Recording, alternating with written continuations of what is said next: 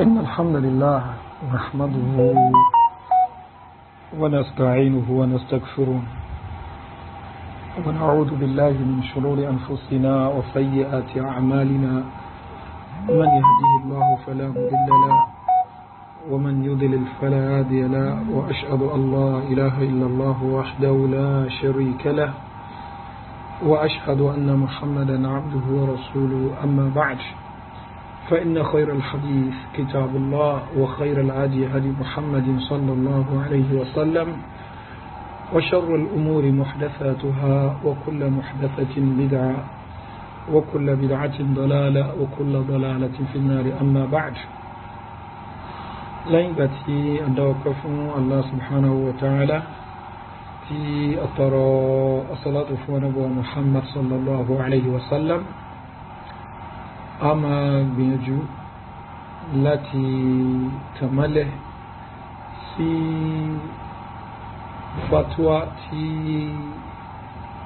وجات التي اللجنة الدائمة للإفتاء من السعودية نقبى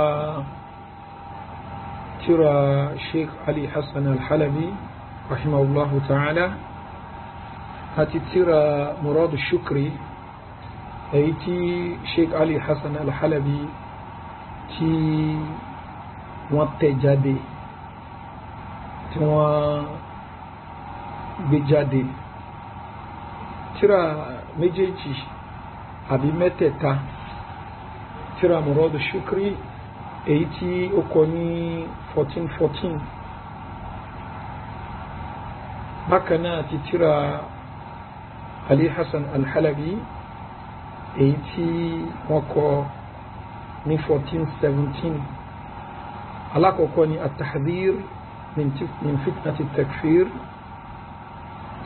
إكجي أوناني صيحة نذير بخطر التكفير ترى مجيجي شيخ علي حسن الحلبي رحمه الله تعالى وقع ní 1417 Muradu Shukri òun kọ tiẹ̀ ní 1414 tírà méjèèjì yìí àwọn èèyàn béèrè nípa wọn lọ́wọ́ Al-Lajnatu Da'ima fi Saudiya tí Muradu Shukri ìbéèrè wáyé ní 1419 that is some months before kí Sheikh Abdulaziz bin Baz rahimahullahu ta'ala kan tó jáde láyé wọ́n dẹ̀ condemn tírà yẹn gẹ́gẹ́ bí a ṣe kà jáde ń sìn at-tahdhiru min fitnati at-takfir ta ló jáde ní 1417 eléyìí ó jẹ́ ojú ayé Sheikh al-Albani rahimahullahu ta'ala Ali Hassan al-Halabi lára wọn tí ó ti ń bẹ pẹ̀lú Sheikh al-Albani rahimahullahu ta'ala láti nǹkan bí 1978 or thereabout ló ti wà pẹ̀lú Sheikh al-Albani ila an tawaffahullah ní 1999 tó ń ṣe 1420 Sheikh Ali Hassan al-Halabi kọ tírà wọn yìí at-tahdhiru min fitnati at-takfir ní 1417 bí 8 months later wọ́n kọ tírà kejì tó jẹ́ Sayhatu Nadhir ìtàn torí ẹ̀kọ́ tí wọ́n kọ yìí òun náà ni àwọn tí wọ́n gbalẹ̀ kan tí wọ́n ń ṣe takfir àwọn hukam so láti lè fi caution àwọn shabab bákan náà àwọn tí wọ́n jẹ́ àwọn ọmọ akẹ́kọ̀ọ́ àgbà míì náà tí wọ́n ní nuza'a ìmọ̀ ṣe takfir àwọn hukam بدون مكفرين أو بغير بينة أبين بامي لا شيء فرابالة gẹ́gẹ́ bí Sheikh al-Albani rahimahullahu ta'ala ṣe sọ ní silsilah hadith sahiha wípé àwọn mínú àwọn ọ̀kàmù wọ̀nyí kò sí dáùtù pé ẹlòmínú wọn ti kàfàrà bí irú yìí tó ní káwọn èèyàn má gbààwẹ̀ nínú Ramadan so ila akhiri kalami rahimahullahu ta'ala ṣùgbọ́n bó ni a ṣe ìgbésẹ̀ nípa àwọn nǹkan wọ̀nyí ó ní àwọn people yìí ń try àbí ká ní Sheikh Al-Albani àbí Sheikh Ali Hassan àtàwọn ọ̀pọ̀lọpọ̀ àwọn àfá ni wọ́n try láti caution bákan náà control àwọn shabab lé lórí. Nam fatwa yìí gẹ́gẹ́ bí a ṣe kà jáde àwa tá a bá gbọ́ afẹ́ká wo ìyàwó ni a kọ sí fatwa yìí ṣé wọ́n bá dá ẹni wọ̀nyí ni àbí wọ́n bá dá al-fi'l kò ṣe kí wọ́n bá dá al-qawl wọ́n bá dá al-kitab àbí wọ́n bá dá al-qa'il aw al-katib so káwò dáadáa so torí pé báwọn míì ṣe gbé ó yàtọ̀ lẹ́yìn tó bá sọ pé tẹ̀bí náà ni irú tẹ̀bí wo ni tẹ̀bí yìí sílẹ̀ yìí ó jẹ́ kí àjọ wò ní pẹ̀lú àwọn kan ní tá a máa ṣe ní àlàyé. Naam, al-Lajnatu Da'ima ní Saudiya حفظ الله الأحياء منهم ورحم الأموات وصى نقبع فترة تي مراد الشكر قاتي وركور انجا احكام التقرير في احكام التكفير وني بيري بيري قبوشن بني فولوم 2 page 133 فتاوى لجنة وني بيري بيري نحن في هذه البلاد المملكة العربية السعودية في نعم عظيمة اواني لوي ني مملكة عربية السعودية Kingdom of Saudi Arabia ń bẹ nínú ìdẹ̀ra tó tóbi wa min a'zamiha nínú ìtófi tóbi nínú ìdẹ̀ra iná ni'matu at-tawhid ìdẹ̀ra at-tawhid ìdẹ̀ra mọ́lọ́n lọ́kan wa fi mas'alati at-takfir nípa ìmá pèyàn ní kéfèrè narfud mazhab al-khawarij àwọn agbádánù ìlànà àwọn khawarij wa mazhab al-murji'a àti ìlànà àwọn murji'a. وقد وقع في يدي هذه الأيام وني نيوان أجوي تي كوكبة بوكو ونبيري ني أتملو كتاب تراكا باسم إحكام التقرير في أحكام التكفير تيوركو رنجا حكام التقرير في أحكام التكفير بقلم مراد الشكري تي مراد الشكري كو الأردني الجنسية تجمع جودان tírà yìí ó kọ ní 1414 ó di ọwọ́ lájínà ní 1419 that is bí less than a year tí Sheikh Bin Baz rahimahullahu ta'ala tí wọ́n kúrò láyé òun ni tírà ìdọ́dọ̀ lájínà àwọn míì ti kàákàákàá ẹni tó ṣe rọ́dù fún ẹni tó ṣe ṣùgbọ́n ní ìbéèrè yìí ní 1419 tí a sọ yìí so oni وقد علمت أنه ليس من العلماء oni mo dẹ̀ mọ̀ pé ẹni tó kọ tírà yìí kò sí lára àwọn àfá وليس دراسته في علوم الشريعة kò ń ṣe máa ṣẹ̀ríà ló kọ́ وقد نشر فيه مذهب غلاة المرجئة الباطل ìlànà àwọn murji'a tó jẹ́ ìlànà burúkú ìlànà tí ó dá àwọn murji'a tán jẹ́ gùláàtì òun ló fi ilẹ̀ síbẹ̀ wa huwa annahu la kufra illa kufra takzib òun náà ni pé kò sí kúfùrù èyàn kún olè di kèfèrè èyàfi tó bá pe ọ̀rọ̀ Ọlọ́run bá nírọ́ tó bá pe òfin Ọlọ́run bá nírọ́ faqat nìkan wa huwa fima na'lam ní ìtawà dẹ́mà irú nǹkan báyìí khilafu sawab ó yàtọ̀ sí tójú òdodo wa khilafu dalil alladhi alayhi ahlu sunnati wal jama'a bákan náà ó yàtọ̀ sí ẹ̀rí táwọn onísúnnà والجماعة من بلوريره والذي نشره أئمة دعوة في هذه البلاد المباركة ودي أتصين كتيا وافا دعوة تيان بينوين يدعوة صلافية تيوان بكوسي نيلوا على البركة وكما قرر أهل العلم فقد يعوني ما شفين في أن الكفر يبقى شكفريني يكون بالقول أما واين بامي بالورو تيان باسو وبالفعل pẹ̀lú tí yàn bá ṣe níṣẹ́ òbílẹ̀ itikad pẹ̀lú àdíọ́kàn òbí shak pẹ̀lú iyèméjì na'mul ìyídọ̀ alhaqi حتى لا يغتر بهذا الكتاب الذي أصبح ينادي بمضمونه الجماعة المنتسبون للسلفية في الأردن wọ́n ní a fẹ́ kẹ́ ìṣàlàyé àrùn kan ìṣàlàyé òdodo látọ̀dọ̀ yín nípa tírà yìí tó ṣe pé àwọn kan tí wọ́n fẹ́ra wọn ti sálàfíà ní Jordan wọ́n ń pèpè síbi kọ́ntẹ́ntì ẹ̀ wallahu yatawallakum wassalamu alaikum warahmatullahi wabarakatuh èsì wọ́n ní ba'da al-ibtila'i ala al-kitab al-madhkur lẹ́yìn ìgbà tí akatira tí ẹ dárúkọ وجد أنه متضمن لما ذكر من تقرير مذهب المرجئة ونشره هذه كتير أنا أفين له إلا أنا ومرجئة بكنا ونتاكا من أنه لا كفر إلا كفر الجحود إن بقى إن يولد كفري أفتي أو باشي جحود والتكذيب تجحد إن كان تجار الله وبا أبوفي الله وبا والتكذيب أبوكي الله وبا الأوين irọ́ àbí ó pe òfin Ọlọ́run bá nírọ́ kò bá pe nírọ́ lọ́kàn àbí kó pe irọ́ ní ẹnu ní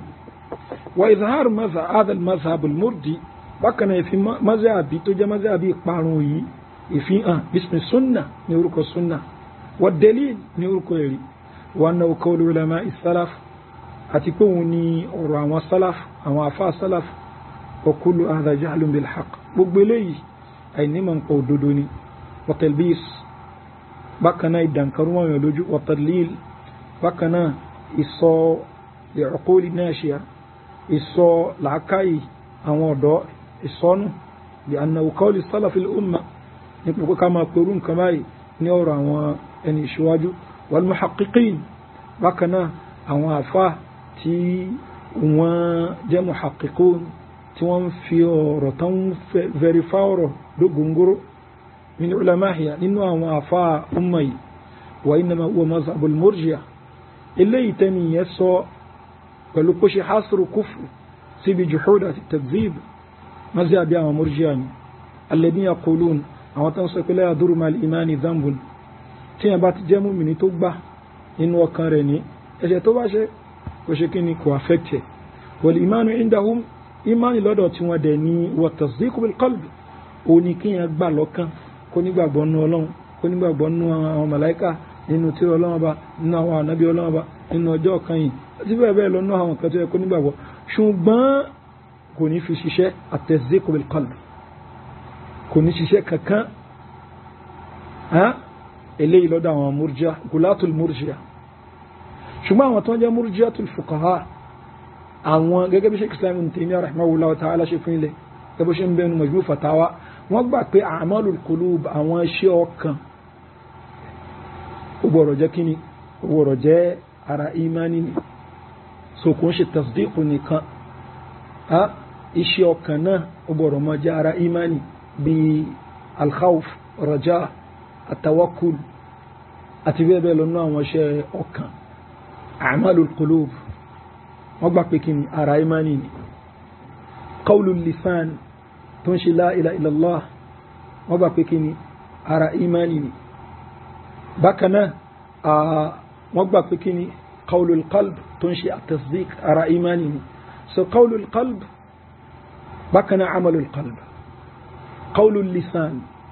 eléyìí lọ́dọ̀ àwọn murji'atul fuqaha wọ́n gbà pé ara imani ni ṣùgbọ́n òní wọ́n gbà pé ara imani ni òun náà ni amalul jawari iṣẹ́ oríkèríkè ara bí irun kíkí bí àwẹ̀ gbígbà zaka yíyọ ájì lílọ àti bẹ́ẹ̀ bẹ́ẹ̀ lọ kárí tó lè ṣàwọn èèyàn léṣe kámú kúrò àwọn murji'atul fuqaha wọ́n gbà pé ọ̀ràn yẹn làwọn nǹkan wọ̀nyí àbí mi ń bẹ nínú ẹ̀ tó jẹ́ mustahab ṣùgbọ́n tá a bá ń ṣe definition imani wọ́n gbà pé a ní ṣí wọn pọ̀ mára imani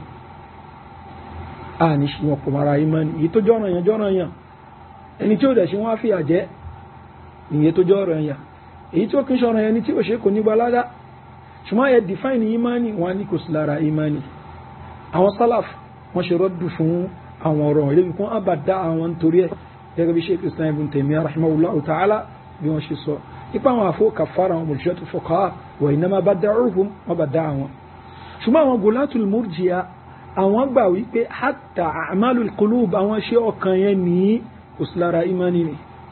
sọni tó jẹ́ imani nìkan òun náà ni qawlul qalb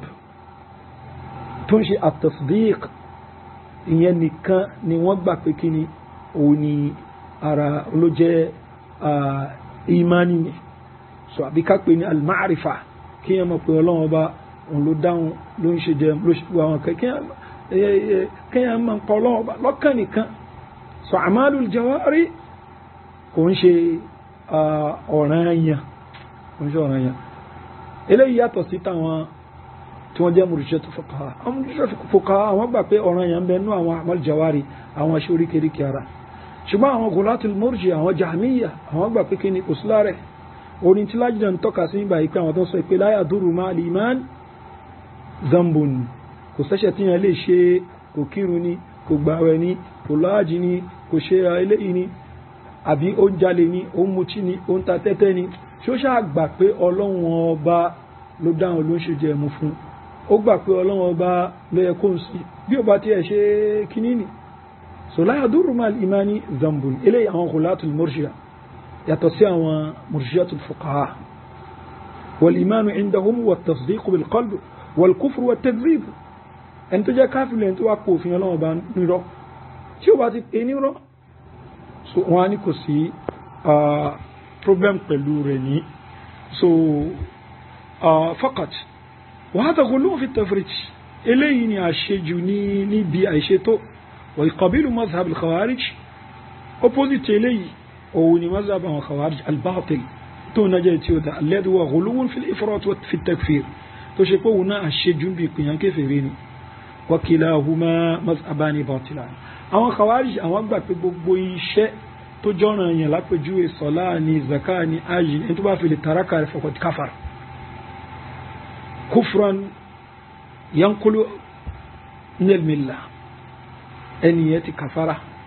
eléyìí ní ó dẹ̀ takò ìlànà àwọn sálàfù náà ó ṣe gbogbo iṣẹ́ ní ta bá gbéjù sílẹ̀ yóò sọ wá di kèfèrí tó jẹ́ iṣẹ́ ọ̀ràn yẹn gẹ́gẹ́ bí àwọn khawarij mọ́ sọ kó ṣe gbogbo ẹ̀ṣẹ̀ ta bá ṣe náà ni tí ó sọ wá di kèfèrí ntọ́lọ̀ bá ní ká mọ́ ṣe kò ń ṣe gbogbo ẹ̀ náà ní pé tá a bá lọ ṣe yóò sọ wá di kèfèrí inú àwọn nǹkan tó jẹ́ àwọn ẹ̀ṣẹ̀ ńlá gẹ́gẹ́ bí àwọn khawarij wọ́n ṣe ń sọ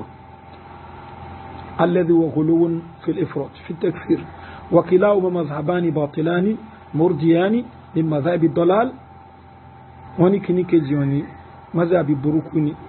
ti panirun nínú àwọn madhaibu annuni wa yatarattabu alayhi min lawazim al-batila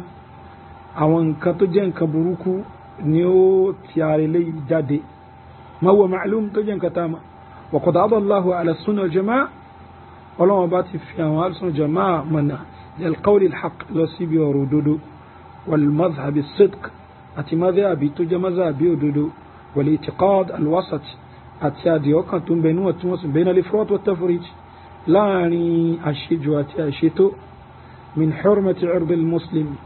nípa pé ọ̀nà mùsùlùmí nǹkan tó jẹ́ nǹkan ọ̀wọ̀ ni wa hurmati dini ẹ̀sìn rẹ̀ tó jẹ́ nǹkan ọ̀wọ̀ ni wa annahu la yajuzu takfiruhu illa bihaqqin àgbọ̀rọ̀ pé ń kèfèrí àyàfi pẹ̀lú òdodo qama ad-dalilu alayhi tí ẹ̀rí establish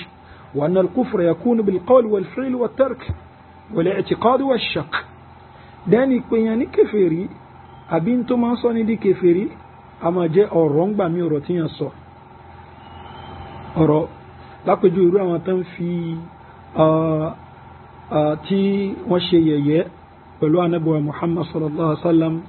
àti dàtí sọ́fà anábí ṣe yẹ̀yẹ́ àtàwọn sahaba sallallahu bá subhanahu wa ta'ala ó ní la ta'tadhiru qad kafartum ba'da imanikum ẹ má mẹ́skízù wa ẹ ti kèfèrí lẹ́yìn imani sókè ní nǹkan tí wọ́n sọ ọlọ́mbá ní wala in sa'altahum la yaquluna innama kunna nakhudu wa nal'ab tó bá wílọ pé lómi ma sọ tẹ́ ń sọ yìí wá ní nakhudu wa nal'ab à ń ṣeré ní àkàkún bẹ́ qul billahi wa ayatihi wa rasulihi sọ fún wọn pé ṣe ọlọ́run bó jíṣẹ́ rẹ̀ òfin ọlọ́run bá tíró ọlọ́run bá ayọ̀ ọlọ́run bá wa rasulihi òjíṣẹ́ ọlọ́run bá kuntum tastahzi'un wọn lẹ́mà fi ṣe ẹ̀yẹ Allah subhanahu wa ta'ala ni la ta'tadhiru ẹ má mú excuse wa qad kafartum ba'da imanikum. So irú eléyìí èyàn máa jẹ́ kí ni gbólóhùn téèyàn bá sọ ń gbà míì wa bil fi'l àti téèyàn bá ṣe nígbà míì bí ẹni tó tẹ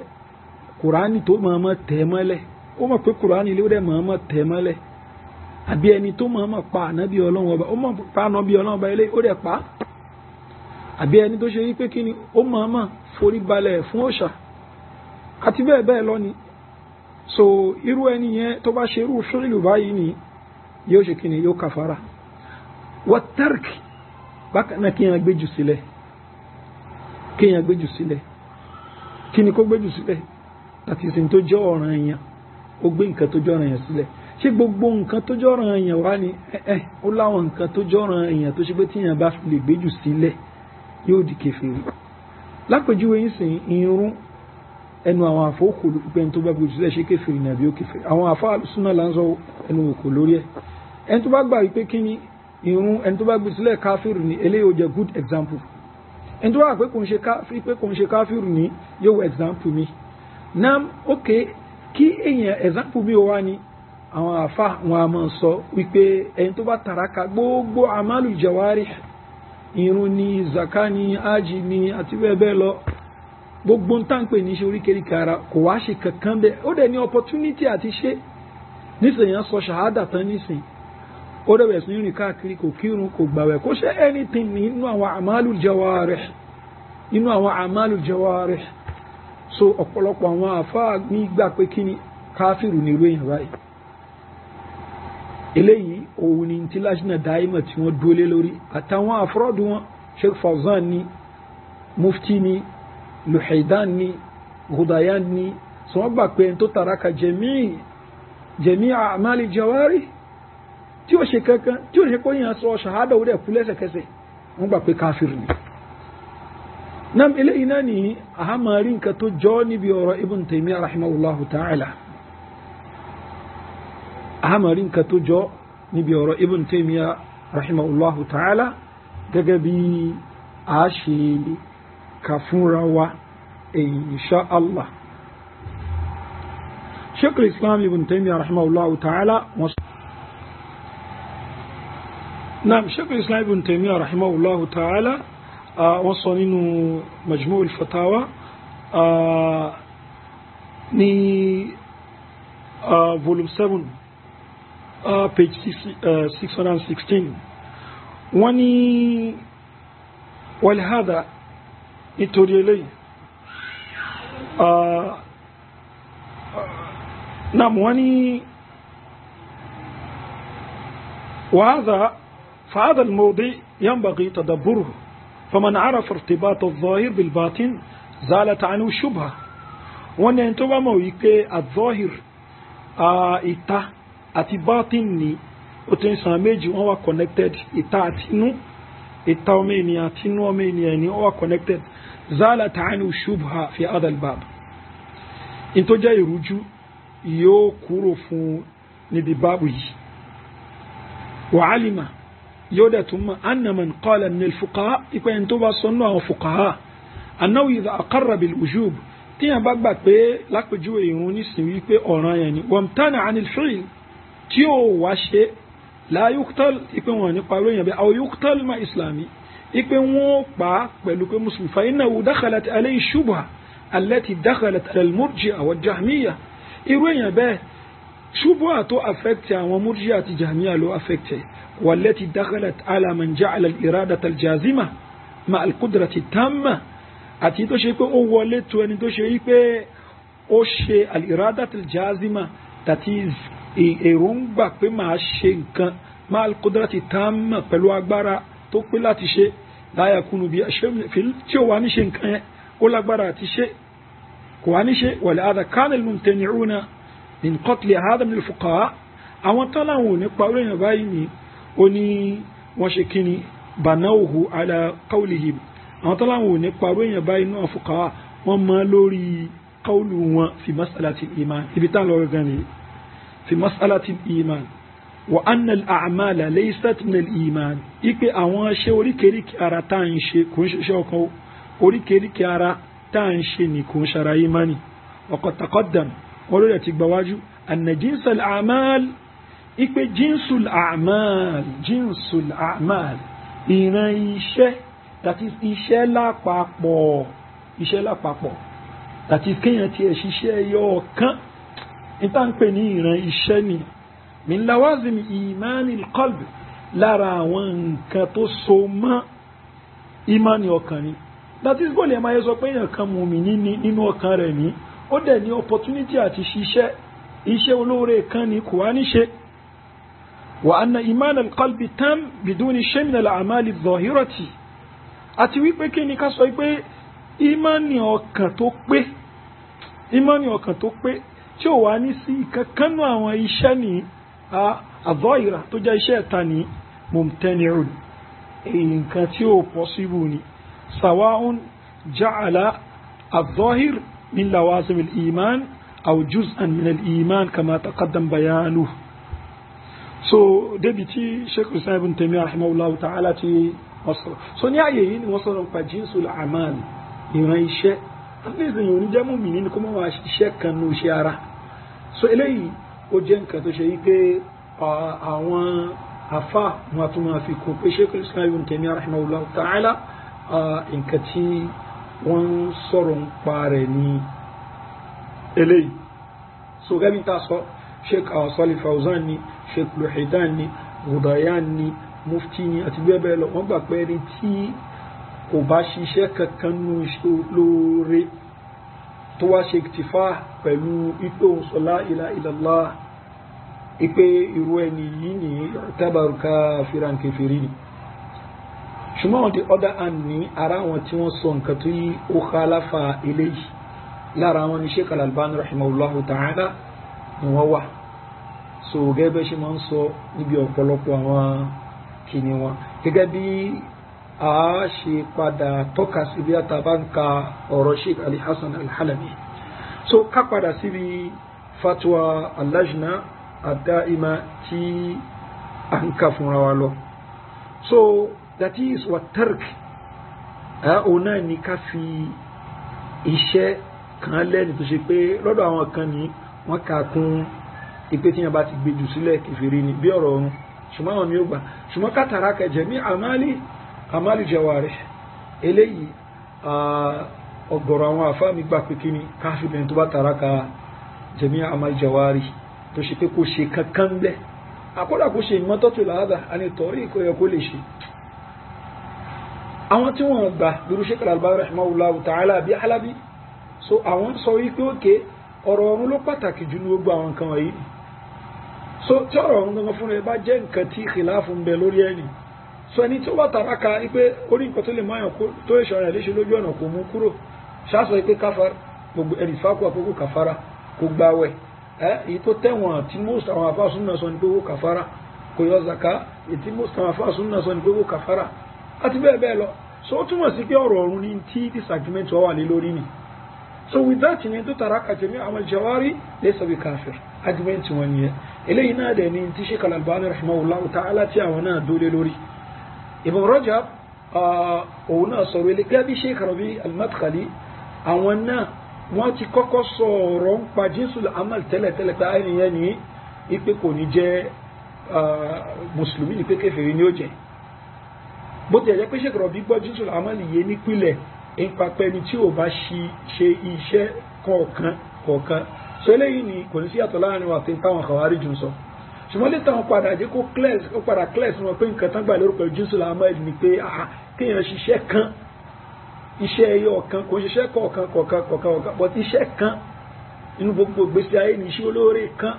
wọ́n tó pé ẹnìyàn ó jẹ́ kèfèrí nígbà ẹ̀. So eléyìí wọ́n change ẹ̀ nígbà tí wọ́n padà ka Tanbihul Ghafilin tí Sheikh Ahmad Al-Atiq hafidhahullahu ta'ala tí wọ́n kọ́ torí pé bàbá yìí wọ́n sọ̀rọ̀ ìyẹn Sheikh Ahmad Al-Atiq pé man qala la ilaha illallah faqad amila ẹni tó wà bí sọ la ilaha illallah ni ó ti ṣiṣẹ́. So Sheikh Fawzan wọn lọ́rọ̀ àwọn múrùjá lélẹ̀ wọ́n ṣe rọ́pù fún wọn torí pẹ̀lú nǹkan tí Shabab bin Sawar tó sọ ní pé faman qala faqad amila Imam Ahmad rahimahullahu ta'ala wọ́n lélẹ̀ yìí tó sọ ìyàwó gbọ́rú ẹ̀rí ni. So qawlu la ilaha illallah kò ń ṣe amal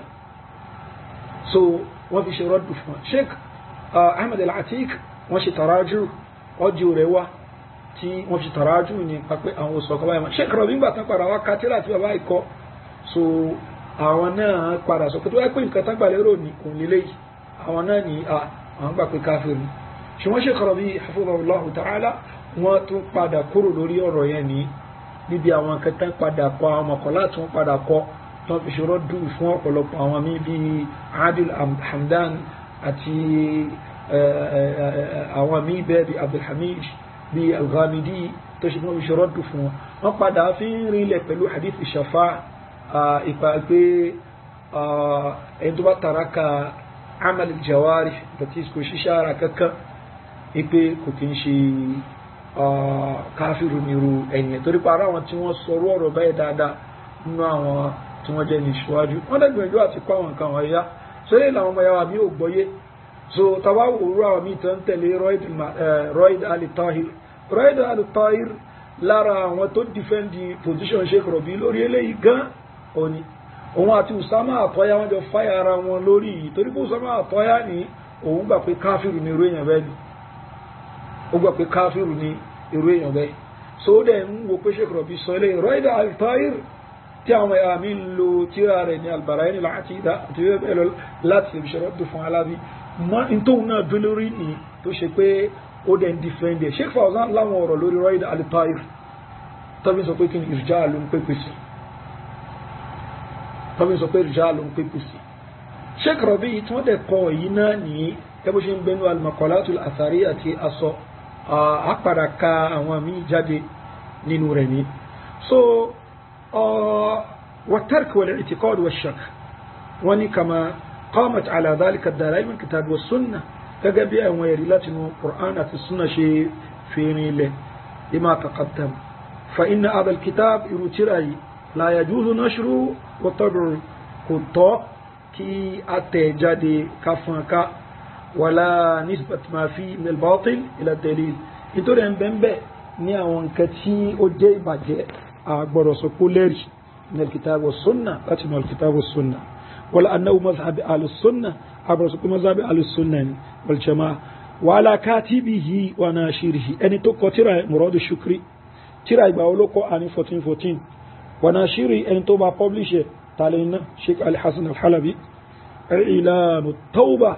ونكوان صوت publicly في أن توبة إلى الله رسول الله فإن التوبة تكفر الحوبة torí pé kí ni ìṣe tawba ní nǹkan tí máa pa ẹ̀ṣẹ̀ rẹ̀ àti bẹ́ẹ̀ lọ wa ala man lam tarsakh qadamuhu fil ilm ash-shar'i bákan ẹni tí ẹsẹ̀ rẹ̀ ò bá rìn ilẹ̀ nínú mọ̀ ṣẹ̀ríà tàbánà tí ó ní bèèrè ó sọ wípé ẹni yìí ni kò ṣe tó mọ̀ ń pa òfin mọ̀ ṣẹ̀ríà nǹkan ló dára sáni so Allah yakhudu fi misli hadhihi al-masail kó mọ̀rọ̀ àríwọ̀nú ọ̀rọ̀ báyìí حتى لا يحصل من الضرر كي ينيرا كما بسي والصد العقائد فكنا يباكيدا ويجاء أضعاف ما كان يؤمله من النفع والإصلاح so كما يقول àwọn ìbàjẹ́ àti nira tó ṣe pé yóò padà ṣẹlẹ̀ ní yóò jẹ́ ìpele oríṣiríṣi àdìpele àwọn nǹkan wọ̀nyí ni ó ṣẹlẹ̀ so dù nǹkan tó fẹ́ ní àǹfààní àti àtúnṣe lónìí وبالله التوفيق وصلى الله على نبينا محمد وآله وصحبه وسلم اللجنة الدائمة للبحوث العلمية والإفتاء عضو أو توجه عضو بكر أبو زيد صالح الفوزان عبد الله الغديان عبد العزيز آل الشيخ عبد العزيز آل الشيخ ونلوجه نائب الرئيس عبد العزيز بن عبد الله بن باز ونلوجه رئيس إليه فتوى إدارة 1419 tíra yẹn gangan wọ́n ti kọ́ 1414 tí àwọn èèyàn rẹ̀ ti ń sọ oríṣiríṣi nípa rẹ̀ tẹ́lẹ̀ so 1419 ni wọ́n gbé ilé jáde náà tíra míì tí ó tún wá jáde ó ní tí Sheikh Ali Hassan Halabi kọ ní 1417 that is nǹkan bí ọdún bíi mẹ́ta lẹ́yìn ìgbà tí Muradu Shukri kọ ìtò nǹkan ní Sheikh Ali Hassan kọ títí èyí so ṣùgbọ́n eléyìí ni wọ́n àrọ́bẹ̀ sí Lajna Daima gẹ́gẹ́ bí a ṣe maka yìí wọ́n ni yasalu ba'du as-sa'ilin ìkànnà àwọn oníbèrè ń bèrè an kitabai ta'dhir min fitnati at-takfir nípa tírà at-tahdhir min fitnati at-takfir wa sayhat nadhir àti tírà kejì tí a mọ̀ sí sayhatu nadhirin لجامعهما أن تقوم جناني علي حسن الحلبي وأنهما يدعوان إلى مذهب الإرجاء ترى مجيجي ونبيرين سويكو كيني أومكو لوس مذهب الإرجاء كين مذهب الإرجاء من أن العمل ليس شرط صحة ويكو إشاء وريكيري كيارا كونشي شرط صحة dàtí tí yóò bá ṣiṣẹ́ òṣìṣẹ́ oríkèríkè ara kò kírun kò gbàwẹ̀ kò lọ ájì kò ṣe sọ́bà kan kò ṣe yóò ṣiṣẹ́ iṣẹ́ ara kò ṣe kankan so ẹniyẹn ni ìmọ̀ ni ẹ̀ṣí wa so laysa shartu siha kò ń ṣe shartu siha tí ìmọ̀ ni rẹ̀ ó fi lálàáfíà òun ni kò ṣiṣẹ́ wa yansib dhalika ila ahli sunnah ẹni ẹ̀dá sọ pé kí ni ó fi ń ti sọ́rọ̀ ahli sunnah that is shartu kamal ni àwọn mu'tazila ma wa khawarij ni wọ́n pè amalu jawarih wọ́n pè ní shartu siha àwọn murji'a wọ́n pè ní shartu kamal tó jẹ́ pé ọ̀pọ̀lọpọ̀ àwọn àṣàírà ni wọ́n gbà pé àwọn aṣọ oríkèríkè ara ni laysat min al-iman kò sí lára iman torí pé ọ̀pọ̀lọpọ̀ àwọn àṣàírà ni murji'atul fuqaha ni wọ́n àwọn míì ń bẹ nínú wọn tó ṣe pé ìrìjáwò wọn gan ìrìjáwò àwọn gùláàtì ni tó ṣe pé wọ́n ṣe asru al-iman ní sídìkíní at-tasdiq gẹ́gẹ́ bí Ash-Sharastani bó ṣe fi nílẹ̀ nínú tírà rẹ̀ ní al-Milal wan-Nihal nípa pé àwọn míì wọ́n sọ báyìí nínú àwọn Ash'ira so ní ìtẹ̀síwájú wa yansibu dhalika ila ahli as-sunnah wal-jama'ah wa yabni adil al-kitabayn ترى ميجي على نقول محرفة من شيخ الإسلام ابن تيمية لوري àwọn نقول quotations tó ṣe pé ó ti yí padà tó yí ó tú sí bó ṣe wù quotations àwọn látọ̀rọ̀ ابن تيمية ni والحافظ ابن كثير وغيرهما رحمه الله الجميع àti ابن كثير ni àtàwọn míì kọlọ́bà kó bá kẹ gbogbo wọn ورغبة الناصحين in katia awa nasihin inti afe oni bayanu ma fi hadhil kitabin oni kashala yintum benu tírà méjèèjì li ya'rif al-qurra al-haqq min al-batil kí àwọn tí wọ́n ka kíni lè mọ̀ òdodo yàtọ̀ sí irọ́ esi woni ba'da dirasati al-lajna lil-kitabayn al-madhkurayn ìgbà tí lajna tí wọ́n study tírà méjèèjì that is at-tahdhir min fitnati at-takfir tí Ali Hassan tó kọ ní 1417 tírà Sheikh Al-Albani ṣì ń bẹ láyé ńgbà tó kọ bákan náà Sayhatu Nadhir oṣù mẹ́jọ lẹ́yìn ìgbà tó kọ alákọ̀ọ́kọ́ ló kọ ẹlẹ́ẹ̀kejì Sheikh Al-Albani ṣì ń bẹ láyé tó bó Sheikh Al-Albani kú ní 1420 so wọ́n ṣì ń bẹ láyé nígbà tí ó kọ tírà yìí ni òun ló fà tó jẹ́ pé ìgbà tí àwọn kan before fatwa lajna tó padà wá wáyé yìí ní 1421 kí Sheikh Al-Albani tó kú ọjọ́ rẹ̀ wá tó ṣe wípé àmọ́ gbọ́ ẹ jẹ́ ká gbọ́ kátẹ̀ pí ọdíò yẹn ni. شيخنا وصف بعض الكتاب الأشعري الحلبي بأنه يقول بقول المرجئة والأحباش والعلمانيين في مسائل الحكم والتكفير ووصفه كذلك زيادة عن ذلك بأنه جاهل ومبتدع ونحن نعرف أن الشيخ علي يعني لا نزكيه على الله وله صلة بكم من خلال الجلسات معكم. نحن لا نبرئ إنسانا منا من الخطأ والذهول العصمة للأنبياء والرسل فقط لكني أقول فيما يتعلق بموضوع العقيدة ما علمنا عليه من سوء ومجال القول والاتهام واسع جدا ولذلك نحن نقول سامح الله من يقول خلاف ما يعتقد في أخيه المسلم. أخونا علي ليس مريئا ولا يقول إلا بما يعتقده السلف الصالح والذي ينسبه مثل هذه النسب أقل ما يقال فيه إنه قد تعدى الأدب الإسلامي، ولكني أخشى أن يكون الأمر أخشى، وأعني ما أقول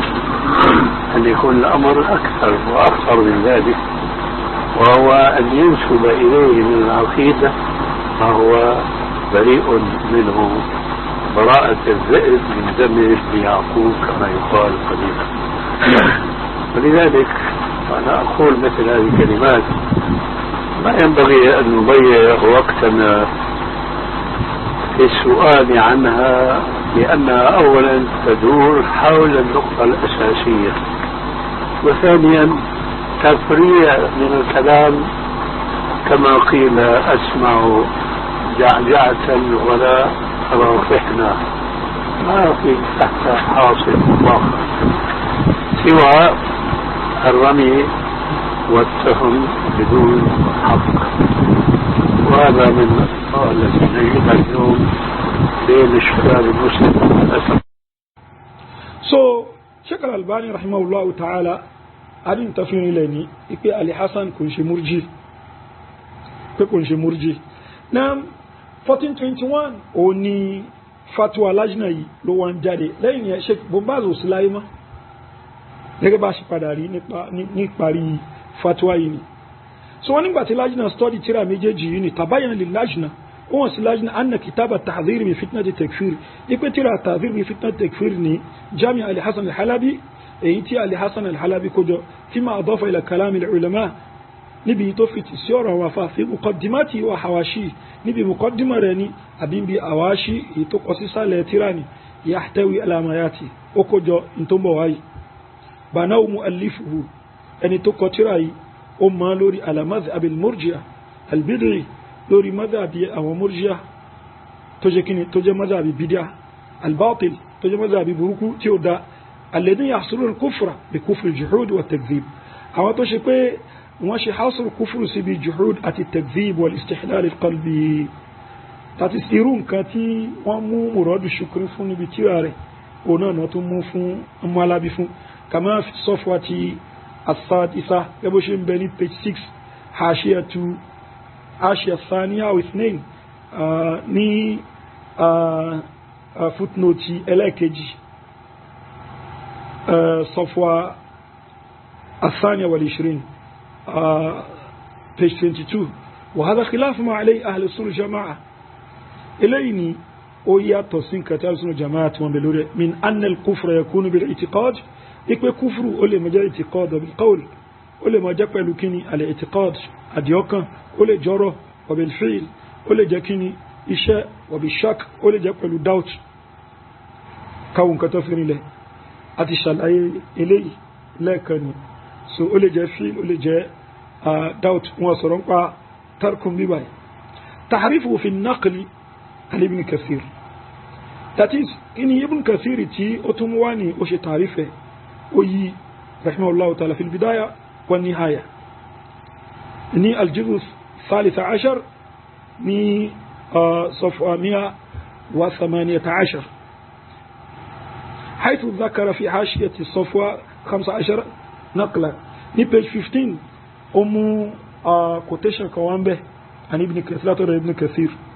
anna Jinkis Khan ipé Jinkis Khan ni ẹ̀dáà ó pèpè fil yasak níbi yasik ọ̀nà ni ìwé òfin tó kọkalẹ̀ pẹ̀lọ́wọ́ rẹ̀ annahu min indillah ipé látọ̀rọ̀ Ọlọ́run bá ní wa anna hadha wa sababu kufrihim ipé lè ló jẹ́ kan jẹ́ kéfèrí tí ó wá fi sọ́dọ̀ Ọlọ́run bá wọ́n ní ó sọ pé kí ni kò ní jẹ́ kéfèrí ká ní kó kàn kọ́ ó dẹ̀ ń lò kò sọ pé òfin Ọlọ́run bá ní eléyìí wà ń darújú ilẹ̀ mọ́dí ìgbà tá padà sí bí tíra Ibn Kathir ní al-mazkur tó dárúkọ lam yujad fi ma nasaba ila Ibn Kathir rahimahullah àárín nǹkan tí ó fi sọ́dọ̀ Ibn Kathir ní lam inshallah àátún kankan tí alábìrẹ̀gán fúnra ẹ̀ tó sọ lórí eléyìí pàtàkì jùlọ níbi èyí tó mú wá nù tíra tó kọ gbẹ̀yìn al-hujjatul qa'ima fi nusrati al-lajnati ad-da'ima àákàwọn nǹkan tí òun náà tí ó kọ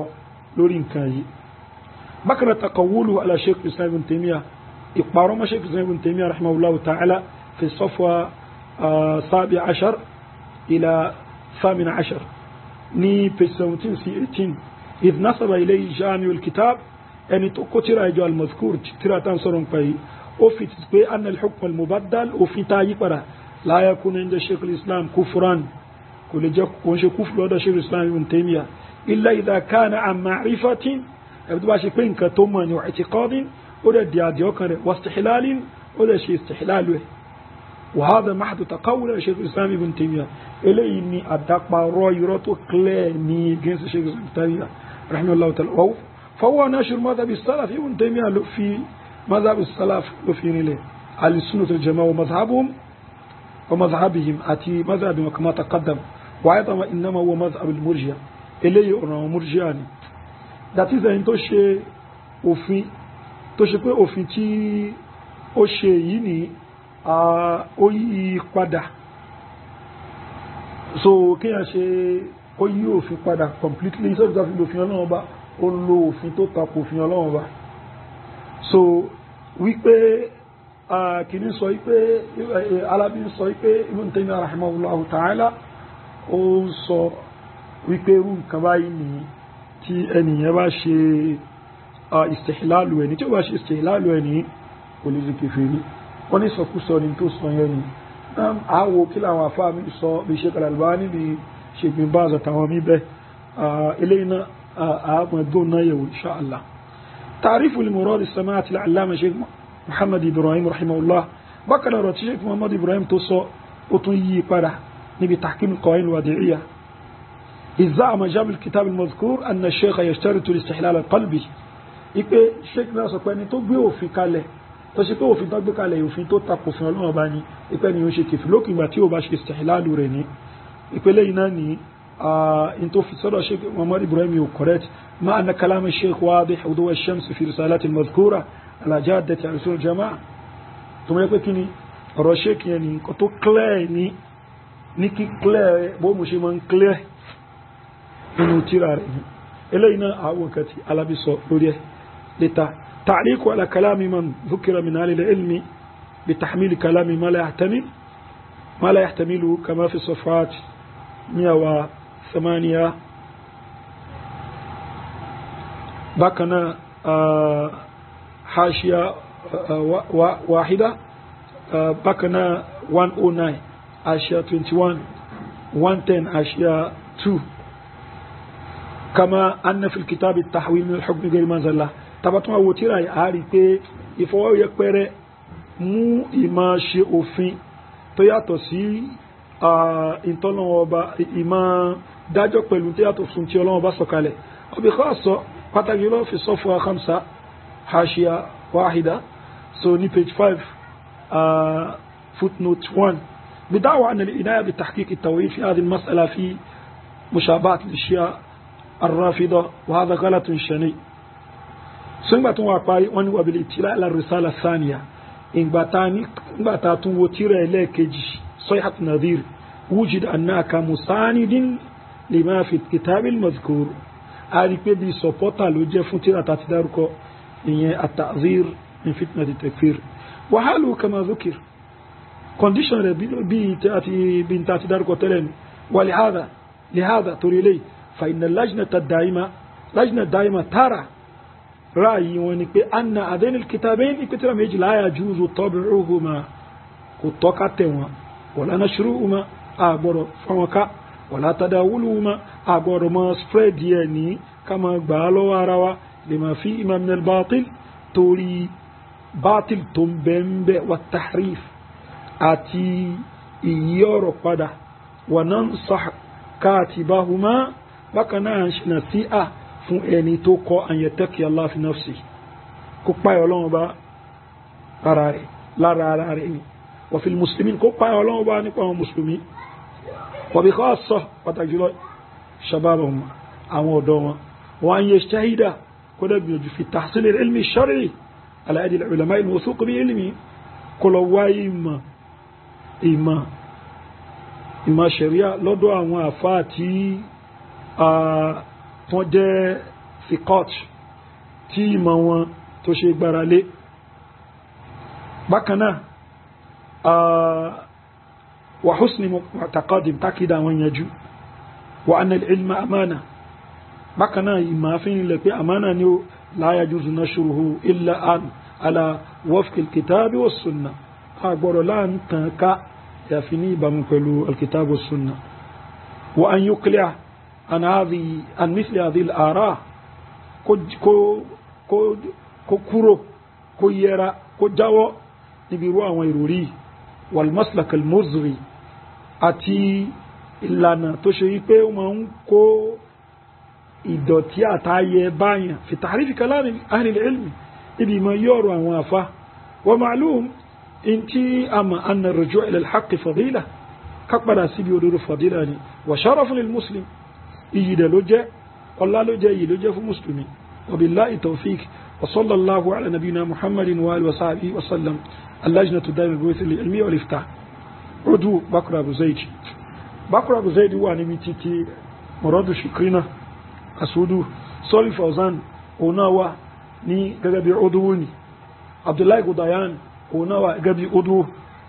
Abdulaziz bin Abdullahi Ali Sheikh òun ni Rais Abdulaziz bin Abdullahi Ali Sheikh ni Rais kò sí Sheikh Bin Baz ní ilé ìmọ̀ Sheikh Bin Baz wà lásìkò Muradu Shukri so àwọn tí wọ́n bẹ̀ láṣínà ń gbà yẹn nìyí Bakr Abu Zayd, Sọ́lì Fawzan, Abdullahi Gudayan, Abdulaziz, Abdullahi al-Sheikh àwọn mẹ́rin. Nígbà títí Sheikh Bin Baz àwọn márùn. Ṣé àwọn márùn àbáwọn mẹ́rin àkọ́kọ́ ni ẹ̀ṣẹ́ wọn ni gbogbo àwọn àfá alùsùnnà Lajna Daima. Lajna Daima kọmitì kan ni nínú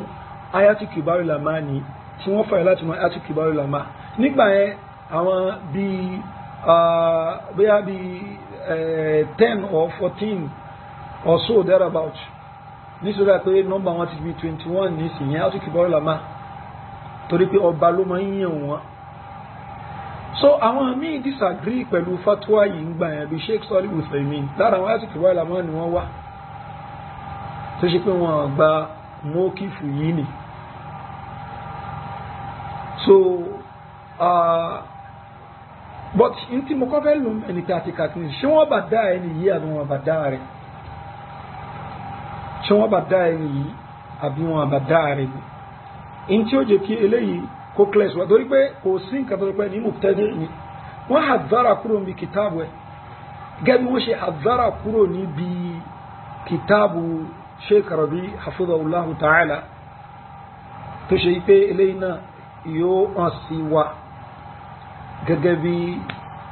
a ṣe kàjáde insha Allah so wọ́n hadzara kúrò níbi kìtàbù Sheikh Rabi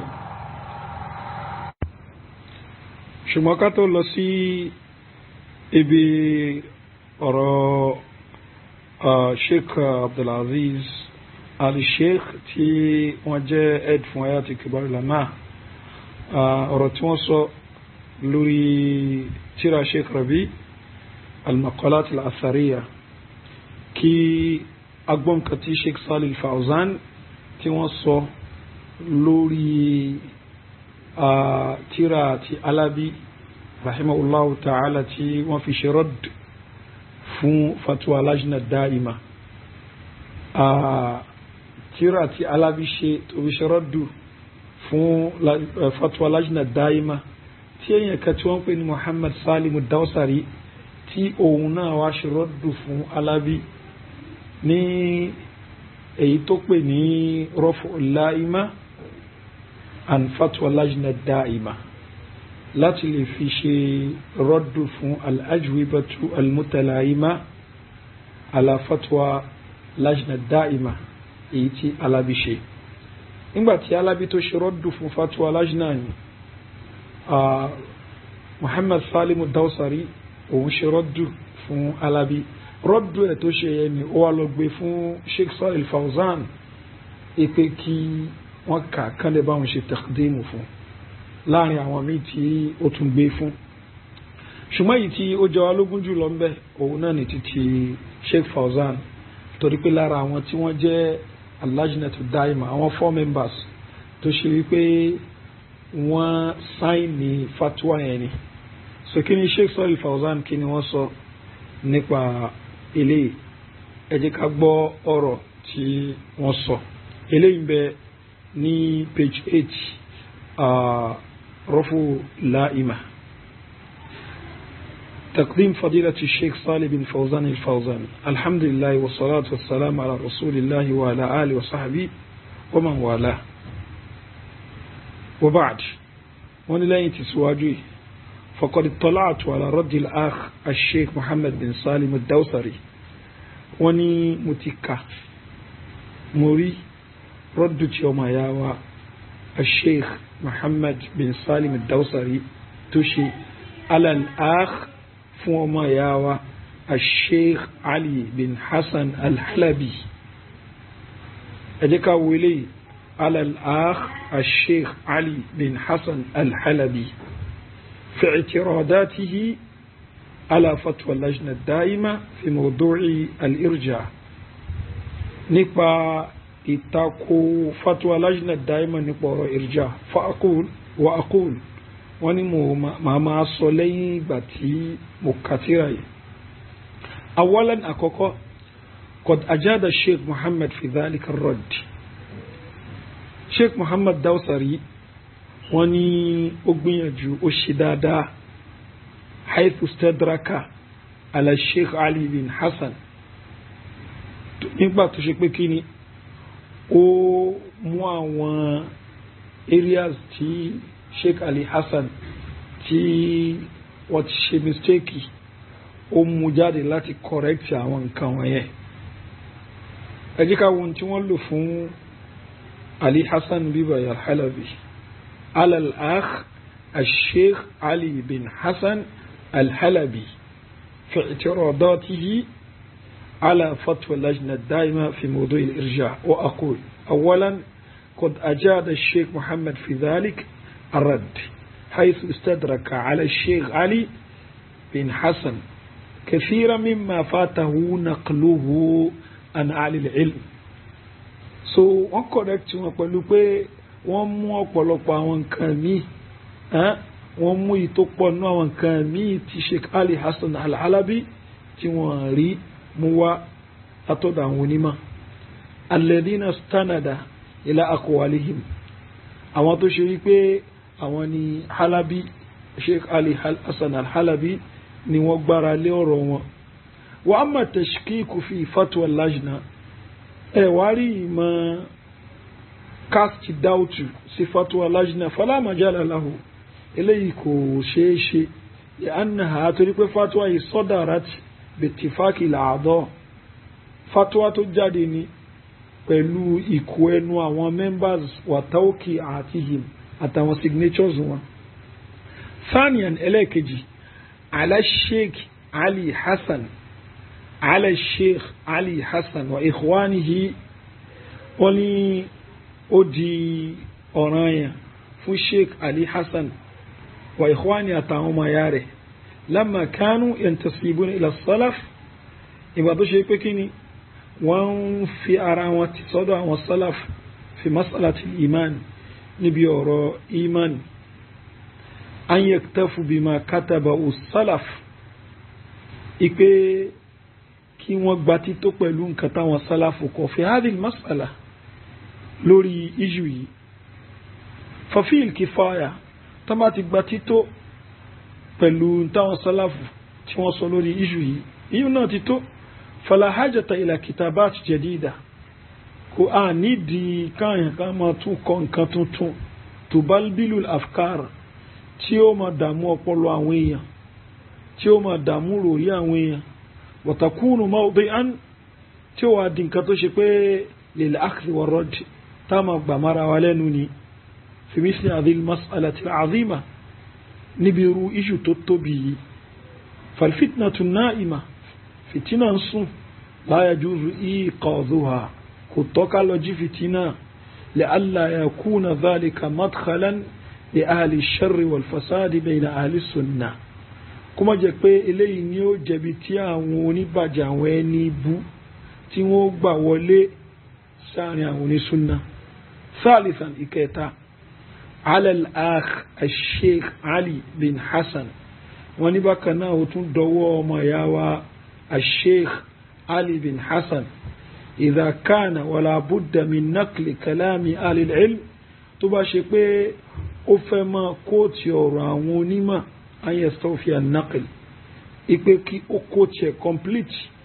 من أوله إلى آخره لا تبردوكي ويجمع كلام العالم في المسألة بكنا أوروتي onímọ̀ bá sọ nípa iṣu ní kó gbìyànjú àti jàmáà rẹ̀ ní mukhtalifi kutubihi níbi àwọn tírà rẹ̀ lóníranran kò ṣe pé yóò kàn mú ìtò wọn bí tírà kan hatta yatadi maqsudu tí in tí àfáà tí ó kọ̀rọ̀ níbi tírà kan tí è jẹ́ pé èròǹgbà rẹ̀ ó hàn sí wa àwọnú tírà rẹ̀ míì náà wa yuraddu ba'du kalamihi ila ba'din ọ̀rọ̀ tó wá sọ mí báyìí á dá padà síbi ọ̀rọ̀ tó wá sọ ń bò mí wala yaktafi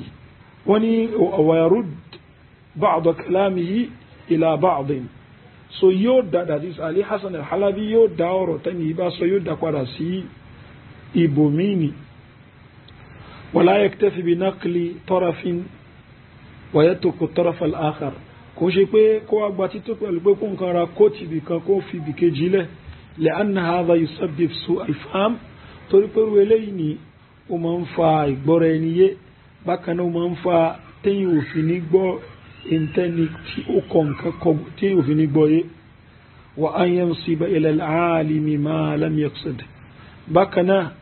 kéèyàn máa fi ti sọ́dọ̀ àwọn onímọ̀ in tí ó gbà lérò nípasẹ̀ pé kí ni àwọ̀ àwọn tírà rẹ̀ mí wa khitaman níparí أسأل الله للجميع العلم النافع مو بيولون وبا فنبوا العلم النافع إما طوله والعمل الصالح أتشتد وصلى الله وسلم على نبينا محمد وعلى آله وصحبه كتبه صالح بن فوزان بن عبد الله الفوزان جماعة تي أبا ويلي شيء أنتين أبا دا نيوم صو أخونا Sheikh Ali Hassan fún eléyìí nísìnyí tẹ̀kdímù tí wọ́n ṣe fún rọ́dù tí Muhammad Salim Dawsari tó ṣe fún al-ajwibatu al-mutala'ima ala fatwa lajna da'ima tí Alabi fi ṣe rọ́dù fún lajna ni ata Sheikh Fawzan ni wọ́n acknowledge ń bẹ̀yẹn wípé lóyún tó yẹ kó ṣe ó kàn ní mọ́rọ̀ àfa kan bíbà yìí tí ó clear dáadáa ni kó wá lò ọ̀rọ̀ ẹ̀mí bẹ tó clear bó mi ó mú ìyẹn náà bẹ wọ́n advice pé nǹkan tó yẹ ká máa ṣe nìyẹn kò ṣe bí wọ́n kàn mú ọ̀rọ̀ ẹ̀kan bì kan ká lò yóò ní tó yẹ pé nìyẹn lọ́rọ̀ mi bó mi nu tíra mi tó ṣe kó sọ tó clear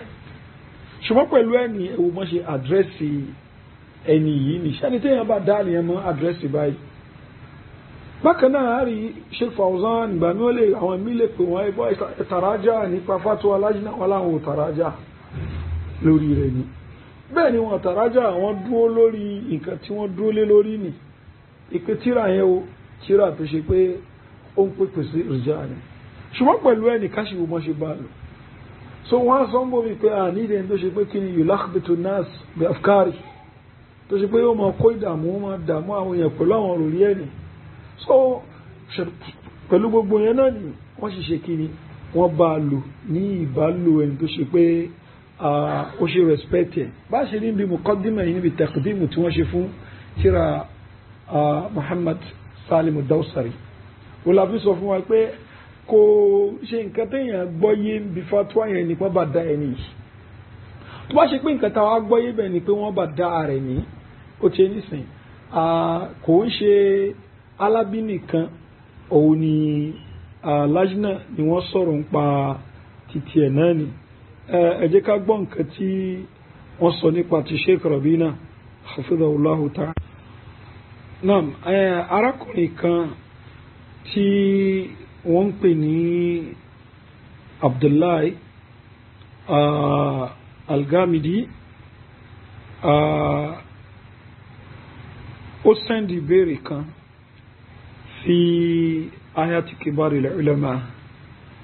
gẹ́gẹ́ bí mufti ṣe ní àlàyé ní tí àákàjáde báyìí so ìbéèrè yẹn ó ní ṣe pẹ̀lú tírà tí wọ́n pè ní al-maqalatul asariya ó jẹ́ àwọn maqala tí Sheikh al-Albani àti Sheikh Rabi al-Madkhali hafidhahullahu ta'ala wa saddada khutahu wa baraka fi umri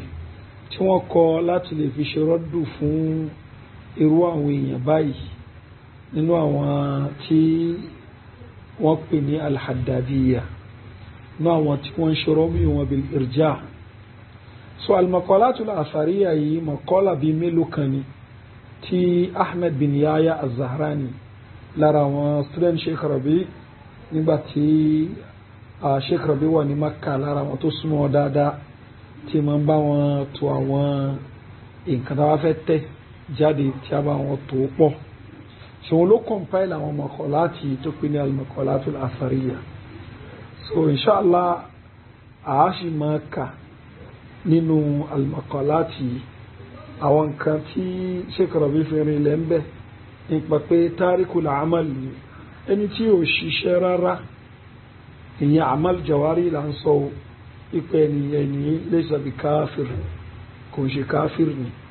so pé nǹkan tí àwọn afá ahlus sunnah tí ọ̀gọ̀rọ̀ wọn mi dúólé lórí òun ni eléyìí so àwọn tíra yìí àwọn àyè tí Sheikh Rabi ti sọ àwọn nǹkan wọ̀nyí Abdullahi al-Ghamidi Abu Asim Ibn Humayd ó wá sẹ́ndì àwọn nǹkan wọ̀nyí lẹ́ni tó fi ń béèrè question lọ́wọ́ lajna lọ́wọ́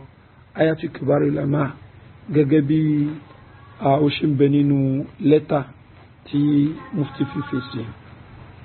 so wọ́n ní min Abdulaziz bin Abdullah bin Muhammad Ali Sheikh ila al-akhi al-karim Abu Asim Abdullah bin Humayd al-Ghamidi wafaqahu Allah wọ́n ní assalamu alaikum wa rahmatullahi wa barakatuh wa ba'd wọ́n ní isharatan li istiftaika al-muqayyad fi al-amanati al-'amma wọ́n ní ìtọ́ka sí ìbéèrè tẹ́ béèrè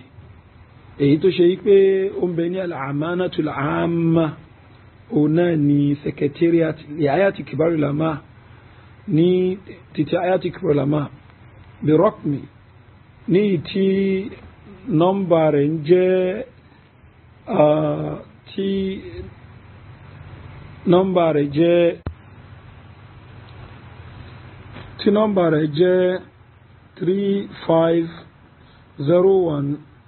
35012723 wa tarikh date rẹ̀ jẹ́ 20/07/1435